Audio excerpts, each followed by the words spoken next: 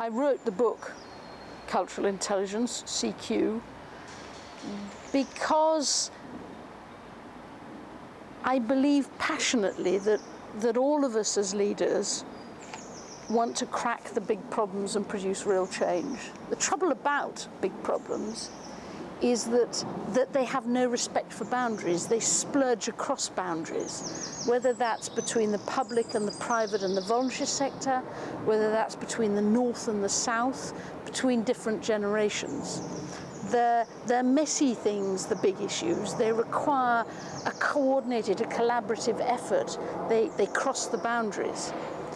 The trouble is that most of us as leaders are taught to lead and encouraged to lead by respecting the boundaries and sticking within them.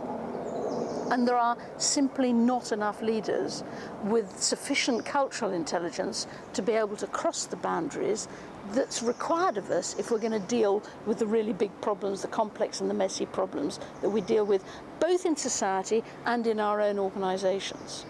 Cultural intelligence seems to me to be absolutely crucial today. It matters for all of us, whatever age we are, whatever part of the world we're in. Life is no longer just about IQ, nor is it even about just EQ, the ability to get on with people. It's the ability to get on with people who aren't like you. You need cultural intelligence, CQ. I can't say that writing the book was a particularly pleasant experience.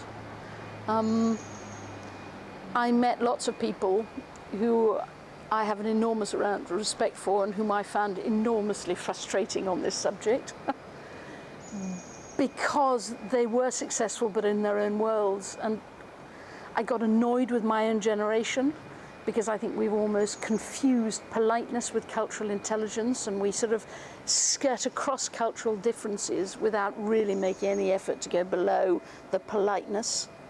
I got furious with university students who have incredible opportunities to develop cultural intelligence as they travel to study and who weren't taking advantage of the opportunity.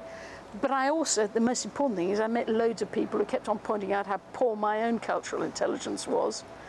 And I think probably I went round and round and round and began to realise that an enormous amount of the cultural intelligence starts with yourself, understanding yourself, and understanding yourself well enough so that you can figure out which things you can let go of and which things you'll adapt on and not make a fuss about and learn from others. So it was a tough book to write. I hope it's going to be a tough book to read.